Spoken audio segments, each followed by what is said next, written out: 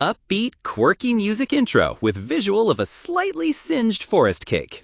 All right, picture this. Me, apron on, beaming like a lunatic, standing in front of, well, let's just say a slightly overbaked forest cake. I called it my Great Forest Bake-Off Debacle of 23. You might be thinking, dude, what does a burnt cake have to do with self-improvement? Everything, my friend, because that cake wasn't just flour, sugar, and regret. It was a fiery metaphor for procrastination. See, I kept putting off making this masterpiece. Later, I'd say. Suddenly, bam, deadline, pressure. I rushed, panicked, and ended up with a culinary Chernobyl. Sound familiar?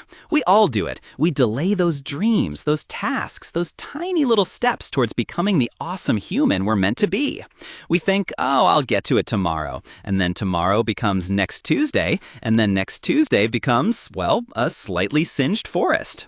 The secret? Micro actions. Seriously, break that mountain down into molehills. Instead of planning the whole epic novel, write one amazing sentence. Instead of dreading the gym, do 5 push-ups. Just one tiny little push forward. Because those little pushes, they add up. They're the ingredients for the most amazing cake you'll ever bake. And hey, even if it's a little burnt around the edges, it's still yours, and you freaking made it. The only failure is not even attempting to bake the dang cake.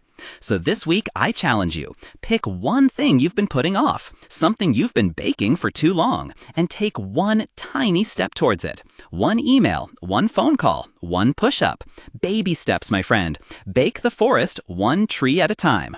And hey, don't be afraid if it gets a little crispy, because remember, even the most epic failures make for fantastic stories.